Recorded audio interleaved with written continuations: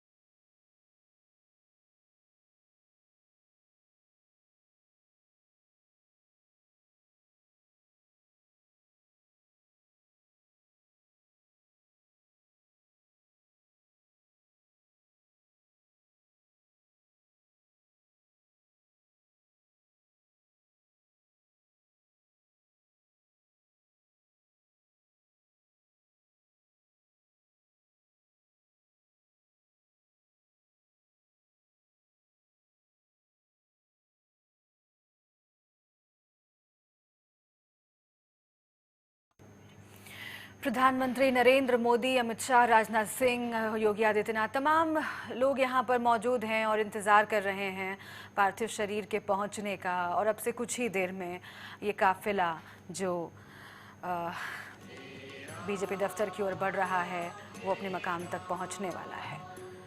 पूरी सुरक्षा व्यवस्था के बीच ये काफिला आगे बढ़ रहा है और प्रधानमंत्री मोदी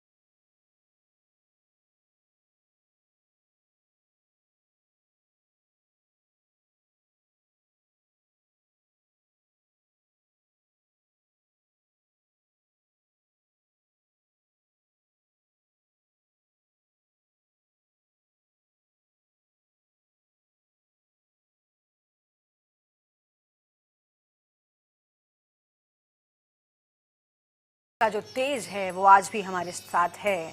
क्या हार में, क्या जीत में, किंचित नहीं भयभीत में, कर्तव्य पथ पर जो मिला ये भी सही वो भी सही। भविष जी, ये जो उनकी कविता है उनके व्यक्तित्व के बारे में कितना कुछ कहती है, क्योंकि आप खुद ये कह रहे हैं कि कई बार उन्हें हार का सामना भी करना पड़ा।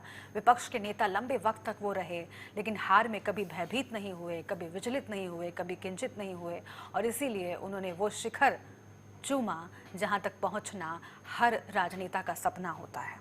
कि अटल जी ने कविताएं बहुत ज़्यादा नहीं लिखी, लेकिन जो भी लिखी बड़ी धीर गंभीर भवेश जी, मैं रोकना चाहूंगी आपको। बड़ी खबर यह है कि अटल बिहारी वाजपेयी का पार्थिव शरीर बीजेपी मुख्यालय पहुंच गया है। हमने तस्वीरों में दिखाया कि वहां पर मौजूद हैं तमाम बड़े नेता, खुद प्रधानमंत्री मोदी। 1 बजे तक बीजेपी कार्यालय में अंतिम दर्शन के लिए पार्थिव शरीर को रखा जाएगा। पीएम मोदी समेत अमित शाह और कई बड़े नेता वहां पर मौजूद हैं। योगी आदित्यनाथ, राम नाईक मौजूद हैं। सेना की विशेष गाड़ी से पार्थिव शरीर को बीजेपी दफ्तर लाया गया है। ये तस्वीर देखिए। इस वाहन में आप देखिए पार्थिव शरीर को रखा गया है और अभी अभी अटल बिहारी वाजपेयी का पार्थिव शरीर बीजेपी दफ्तर पहुंचा है, जहां पर उनका इंतजार कर रहे थे पीएम नरेंद्र मोदी, राजनाथ सिंह, अमित शाह, योगी आदित्यनाथ। विडंबना है शुक्ला की इस दफ्तर में, जहां बीजेपी के दफ्तर में ये पहुंच रहे हैं अटल बिहारी वाजपेयी की, उनकी शव यात्रा यहाँ पहुंची है।